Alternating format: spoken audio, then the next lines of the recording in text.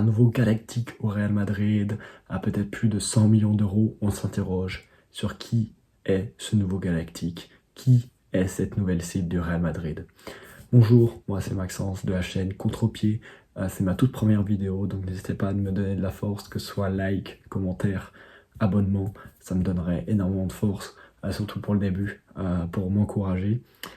Donc cette chaîne va être comme objectif de relayer absolument de toutes les informations du Real Madrid, que ce soit sur le mercato. Donc je pense que cet été on va se voir souvent, surtout avec ce mercato complètement fou qui s'annonce, en tout cas du Real Madrid. Je ferai peut-être aussi quelques points sur d'autres équipes. Et aussi surtout les réactions d'après-match. J'espère que ce sera peut-être plus joyeux que la saison dernière. Déjà normalement on n'a plus Lucas Vázquez. Déjà de une, ça va m'aider dans mes analyses à être plus heureux. Bien sûr respect à Lucas Vázquez, mais bon, cette saison c'était compliqué, oui. On va commencer avec la première actu dès le début, une actu qui est absolument...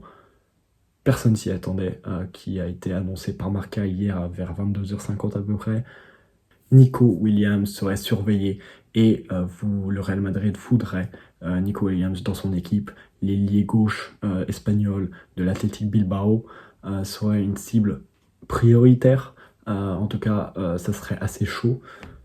Alors, oui, même moi j'ai été choqué, c'est vrai que je m'y attendais absolument pas.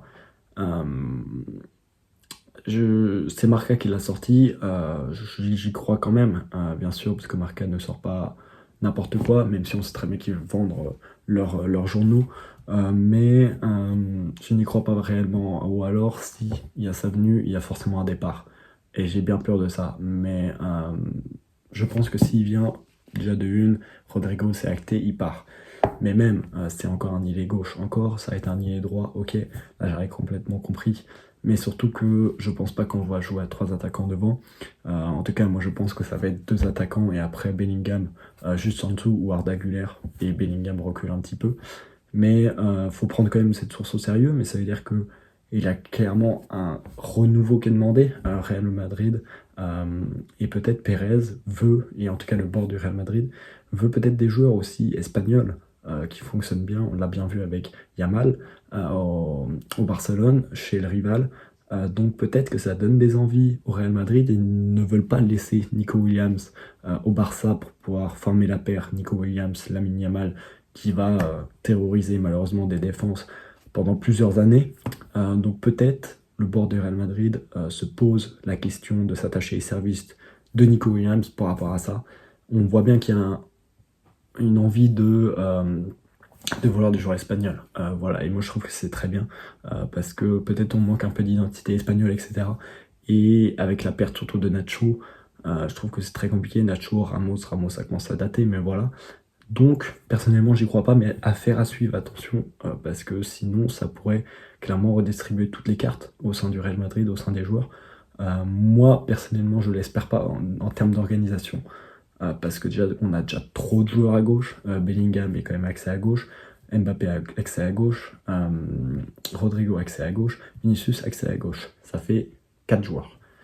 Donc si on en rajoute un, forcément, il y en a quelques-uns qui vont partir, mais bon.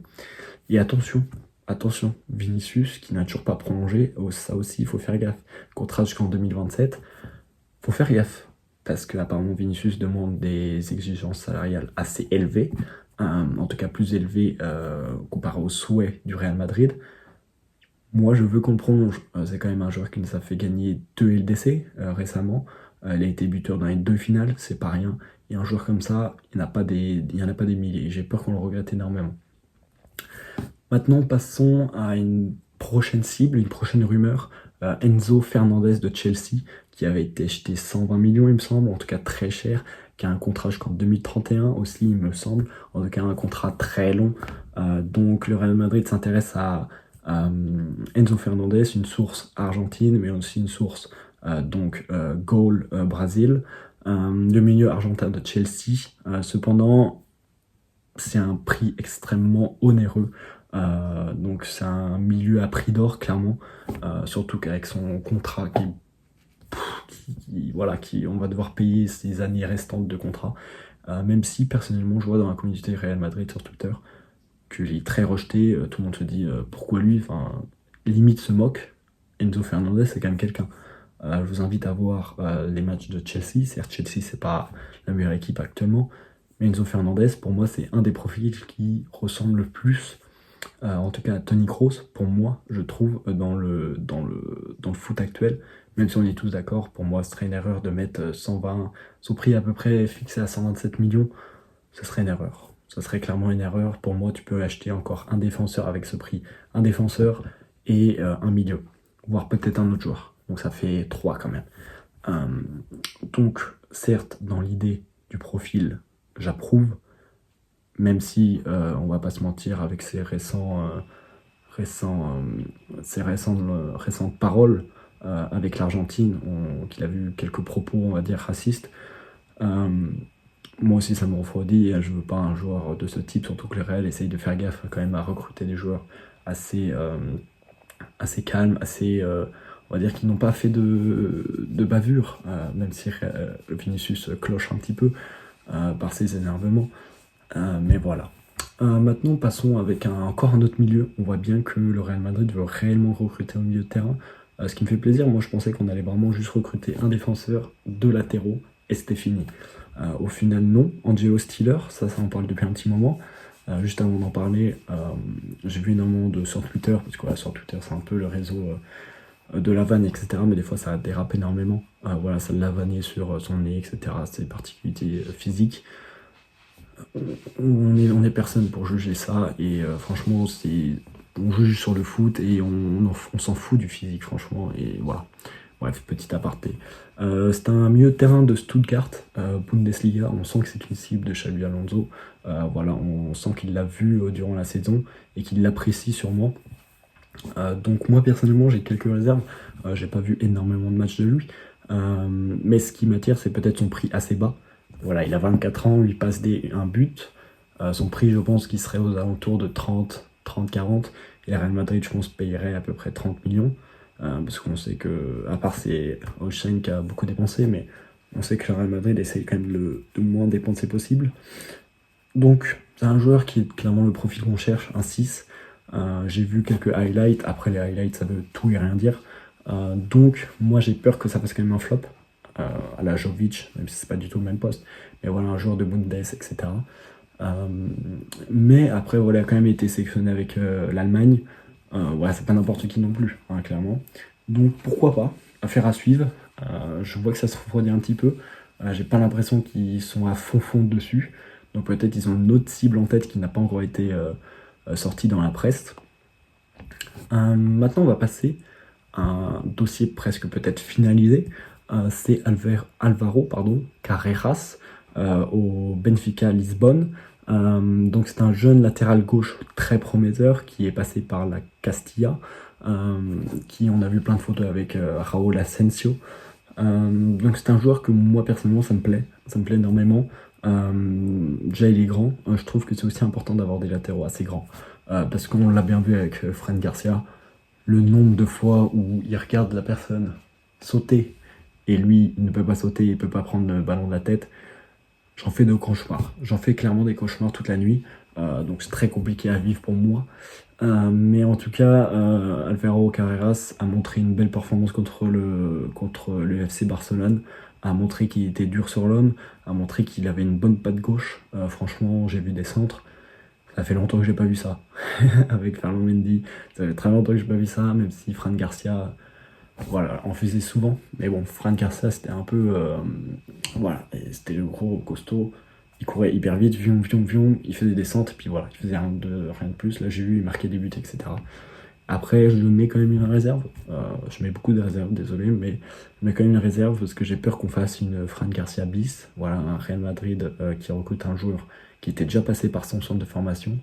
Mais au final, il n'a pas vraiment le niveau pour être titulaire, mais voilà. Fran Garcia, moi personnellement, je suis pas fan. Vous allez le voir, dans tous les cas, s'il reste dans mes débriefs, je pense qu'il y a quelques fois où je vais lui tirer quelques balles dessus. Des jeux YouTube, hein, mais je trouve que je suis pas très fan. Je trouve qu'il bombe le torse, il court, il fait 200-300, puis voilà. Et donc, même si je trouve que quand même Alvaro Carreras m'apporte plus de garanties qu'à l'époque quand Fran Garcia était venu. Donc pour moi, de toute façon, dans tous les cas, je trouve qu'il n'y a pas énormément de cibles autre que lui. Donc je partirai quand même tout de même sur lui, même si j'aurais préféré Milos Kerkez, un jeune joueur de 21 ans aussi de Bournemouth, latéral gauche, voire piston. Euh, je trouve que c'est un excellent joueur. Moi personnellement j'aurais préféré lui, mais maintenant c'est presque fait avec Liverpool, qui Liverpool d'ailleurs fait de très bons, très très très bons recrutements. Donc voilà, on va rester sur Alvaro Carreras, surtout que c'est presque fait apparemment. Maintenant à voir si on va l'avoir avant la coupe, enfin pour la Coupe du Monde des clubs ou après. On voit bien que Real Madrid en fait un réel objectif, la Coupe du Monde des clubs. Je pensais pas autant, franchement, je pensais pas autant. Moi je pensais que ça allait aligner les Victor Munoz, les Hendrick, les Arda Güler, etc. Bon, Arda Güler, je pense qu'il sera sûrement titulaire. Hendrick, fortement possible aussi. Mais voilà, je pensais que ça allait aligner donc l'équipe B, mais pas du tout. J'ai pas l'impression. Apparemment, il y a beaucoup d'argent à la clé. Je pense que Pérez, on lui a dit ça. Il n'y a pas besoin de réfléchir plus. Donc, oui, moi je suis pour. Et j'ai hâte de le voir en fait. J'ai hâte de le voir sur le Real Madrid. J'ai hâte de voir s'il est piston ou latéral gauche. Hâte de voir aussi la composition de Xabi Alonso. Même si pour moi il va partir à 4 défenseurs, parce qu'au Real Madrid, en vrai les compos ça a souvent été pareil. À part Zidane, je m'en souviens, il avait fait une défense à 3. Le Real Madrid ça a toujours été pareil. C'est soit 4-4-2, soit 4-3-3. Non mais c'est clair. Après, pour moi, avec Alexander Arnold, je le vois mieux en tant que piston et aller sur le milieu de terrain pour pouvoir faire ses transversales, etc. Et Valverde qui se met sur le côté droit. Mais on verra bien. Pour moi, c'est vrai que le plus adapté en fonction des recrues, etc. C'est une défense à 3. Mais bon, on verra bien. Et c'est pour ça que vraiment, les gars, j'ai très très très très très hâte de la nouvelle saison. En tout cas, je vais faire beaucoup de vidéos là-dessus. Cet été, je vais en faire beaucoup, même la Coupe du Monde des clubs, etc. En tout cas, je suis très hype, même si en temps, pour moi, on peut que faire une meilleure saison. On touche du bois et on croise les doigts parce que quand même, la saison était très compliquée. Merci Carlo pour tout, mais prends des bonnes vacances au Brésil, hein, je t'en prie. Chut. Bientôt ça arrive. Maintenant, les gars, on va passer peut-être à un coup de tonnerre, voire deux. Donc, Marca a annoncé qu'il y aurait un nouveau Galactico de à peu près d'une valeur de 100 millions d'euros. Et là, on se questionne qui est cette personne. Donc, on a déjà parlé de Enzo Fernandez qui serait au-dessus de 100 millions d'euros. Mais on sait très bien qu'en défense, il y a encore des failles. Et en Rudiger, cette saison était un peu compliquée, même s'il était blessé. Militao, on peut presque plus compter sur lui. Alaba, on peut plus compter sur lui. Donc très compliqué. On sait qu'il y a un joueur qui est pisté depuis un moment, qui est français, qui est le numéro 2 à Arsenal, William Saliba, pour mon plus grand plaisir. J'adore ce joueur. Je le trouve excellent. Il est très jeune. Il me semble qu'il doit avoir 23 ans ou quelque chose comme ça. En tout cas, il est dans la vingtaine. J'adore ce joueur. Même si ça va coûter cher. Et moi, c'est vrai que cette source de... Il y a un nouveau Galactique à plus de 100 millions, même si ça a été relié par beaucoup de personnes, j'ai du mal à croire qu'on va mettre 100 millions sur un défenseur. Parce que Saliba, à l'heure actuelle, c'est pas, pas en dessous de 100 millions. Hein. Je pense pas. Hein. Il leur reste 1 année ou 2 ans de contrat. Donc, bon, ça le fait encore. Mais, ouais, c'est 100 millions minimum, quoi. Enfin, je pense que son prix, c'est 100 millions. Au-dessus, ça serait quand même un peu aussi abusé. Mais ça m'étonnerait qu'on peut l'avoir pour 80. Pour 80, moi je signe tous les jours. Mais 100 millions, ça commence à faire. Donc, mais au moins, tu es sûr que tu sécurises ta défense. Tu as Dean Shen, désolé si je le prononce très mal. Saliba, qui pour moi est une valeur absolument sûre. On sait que Saliba veut rejoindre le Real Madrid. Après quand et si ça se fait, on ne sait pas.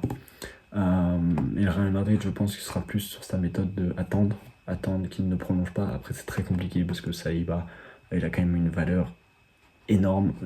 Faudrait qu'il y ait un vrai désaccord avec Arsenal, mais je le vois pas faire ça. Je le vois pas partir gratuit. Donc peut-être le Real Madrid l'a compris et peut-être en fait vraiment sa cible prioritaire. On sait qu'il est pisté depuis un moment par le Real Madrid. Donc ce serait pour mon plus grand plaisir, clairement, parce que Saliba viendrait apporter cette assurance et aussi dans le long terme. Parce que là, ça fait un moment qu'on n'a pas recruté à part Dean Ocean en défense. Ça fait plaisir de la défense. Parce que pour moi, le problème de la saison dernière, c'était pas l'attaque. Hein. C'était clairement pas l'attaque, certes. L'attaque, il y avait des petits problèmes. Mais c'était la défense. C'était la défense. franchement, et on arrive à finir quand même deuxième, c'est que l'attaque était bonne. La défense était très mauvaise, le milieu était moyen. Mais forcément, quand t'as une défense de merde, le milieu, ça va être très compliqué. Et donc l'attaque aussi. Saliba, je suis pour, mais je prends avec des pincettes quand même la source. Et maintenant, le dernier, celui-là, c'est aussi très en vue. On en parle depuis un moment, je m'en souviens. Florian Wirtz. Donc peut-être Xabi Alonso le ramènerait au Real Madrid. Il y a quelques jours, Manchester City s'est retiré complètement des négociations pour Florian Wirtz, pardon, très compliqué à dire. On a vu que Liverpool s'est positionné dessus et a l'air très chaud, même si pour moi Liverpool, ça me paraît bizarre parce que je ne sais pas s'ils ont assez d'argent, parce que Florian Wirtz c'est aussi au-dessus de 100 millions. Donc voilà, et surtout que le joueur a donné sa priorité pour le Bayern Munich. Donc voilà, c'est à prendre avec des pincettes, mais ça fonctionne pas. Ça se finalise pas. On a vu une déclaration donc, du directeur sportif ou du président de Bayern Leverkusen qui a dit notamment qu'il ne voulait pas laisser Florian Wirtz à son concurrent. Donc on peut dire son concurrent direct, le Bayern Munich. Donc ça peut créer quelques tensions, même si je pense qu'au fur et à mesure, il risque de lâcher, comme il a dit aussi, Xabi Alonso ne partira pas. Donc c'est à prendre avec des pincettes. Mais ça commence à prendre du temps, et je pense que t'es Florian Wirtz, tu peux pas refuser le Real Madrid, même si tu as envie d'aller au Bayern Munich. C'est compliqué de refuser le Real Madrid, surtout si ça se fait pas avec le Bayern Munich. Maintenant, se pose la question, c'est Florian Wirtz, c'est quand même un milieu très avancé. Et sauf que je sais que le Real Madrid le voit comme un milieu où ils peuvent le faire reculer et le mettre à la Toni Kroos un petit peu. Moi, j'ai quelques réserves. Je ne pense pas que ce soit Moi, j'adore ce joueur, mais j'ai peur que ça fasse trop d'embouteillage. En fait, c'est que Florian Wirtz, dans son équipe, c'est lui qui a le ballon, et c'est lui qui avance. Bellingham, à Dortmund, c'était lui qui a le ballon, qui avance. Vinicius, c'est lui qui a le ballon qui avance. Mbappé, c'est lui qui a le ballon qui avance. En fait, c'est qu'il y aura beaucoup trop de joueurs qui voudraient avoir le ballon et le conserver. Et pour moi, il faut accumuler les stars. Ça peut être bien, ça peut fonctionner, moi j'y crois. J'y crois au projet Mbappé, Vinicius et Bellingham. Mais accumuler encore une autre, ça commence à faire trop, voire beaucoup trop. Même si j'adore ce joueur, c'est un excellent joueur. Il est revenu des croisés, personne n'y croyait. Enfin, en tout cas, on avait pensé qu'il aurait une baisse de niveau. Pas du tout, il est revenu encore plus fort. Donc ça montre aussi une force mentale. En tout cas, voici ma première vidéo. J'espère que peut-être il y aura au moins un des noms que j'ai cités qui sera signé au Real Madrid, sinon je perds absolument toute ma crédibilité. Merci beaucoup d'avoir visionné ma vidéo, ma toute première. N'hésitez pas à me dire s'il y a des retouches à faire. Je pense qu'il y en a beaucoup à faire. Donc je vais m'améliorer, clairement, c'est ma toute première. Et donc n'hésitez pas à me dire, vous, quel est le joueur qui vous attire, que ce soit un nom que j'ai donné dans ma vidéo, ou alors un nom que vous avez eu en tête. Voilà votre petit pronostic. N'hésitez pas à me dire ça en commentaire. Passez une bonne soirée.